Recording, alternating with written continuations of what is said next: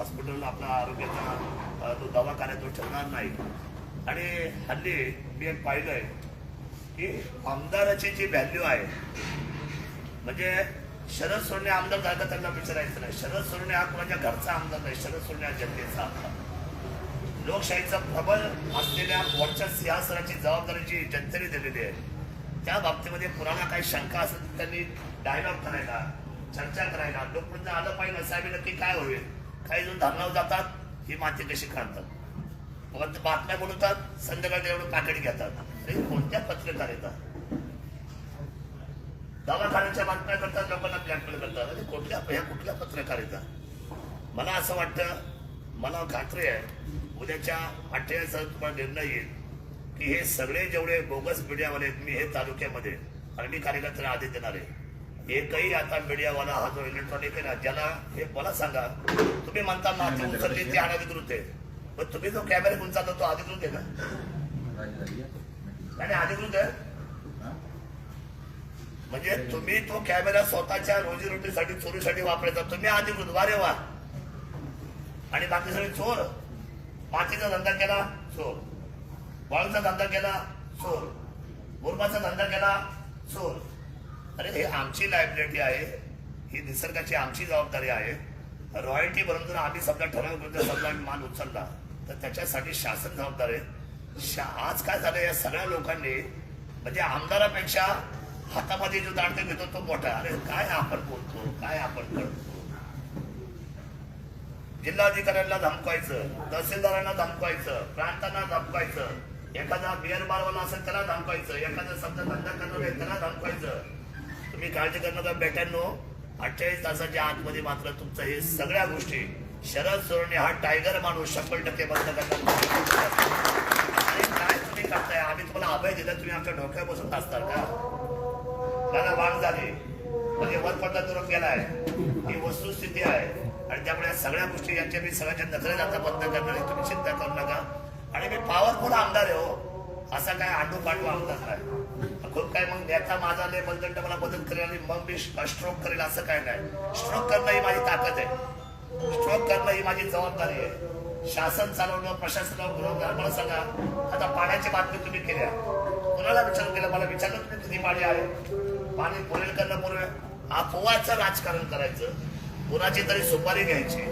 अशा लोकांना आता 24 तासाच्या आतमध्ये काय निर्णय होतो तुम्हाला कळेल सगळं. आणि हे इथं नाही, अख्खा महाराष्ट्र बघेल.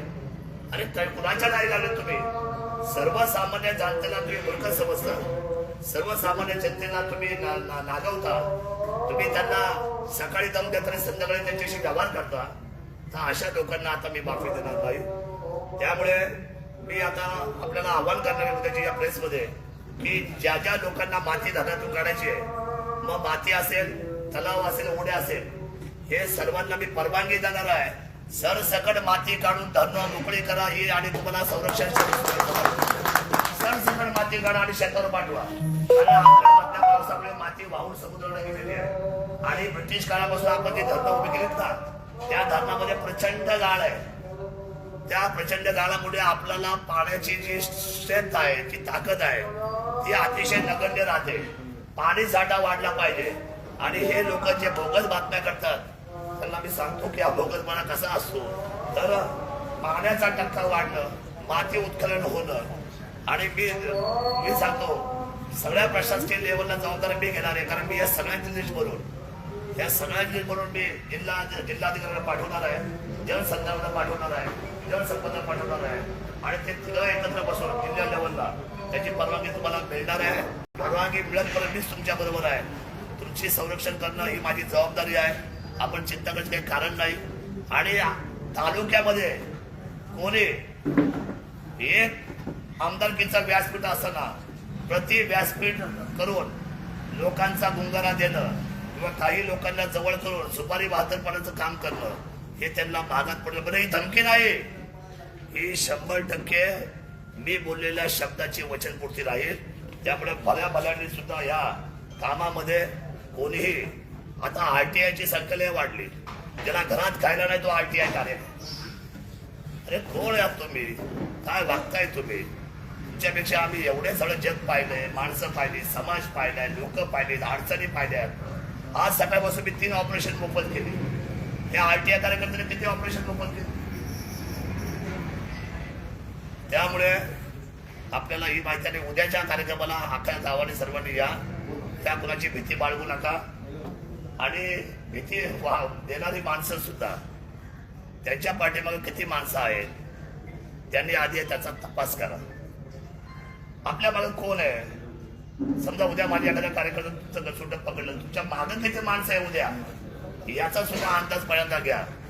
कारण का आता तुमची ही फालतूची बडबड ऐकायला आणि ऐकून घ्यायला प्रशासन आणि मी स्वतः बिलकुल आता तयार नाही. जेवढे लाड झाले तेवढे भरपूर झाले. म्हणजे आमदारशी चर्चा करायची नाही आणि मनाला वाटेल तसं आपण आपल्या पद्धतीने शिष्टाचार करायचा. हा शिष्टाचार मी मोडून काढणार आहे, आपल्याला आश्वासित करतो. आणि सुंदर तालुका आहे, सुंदर तालुक्याला अति सुंदर करणार.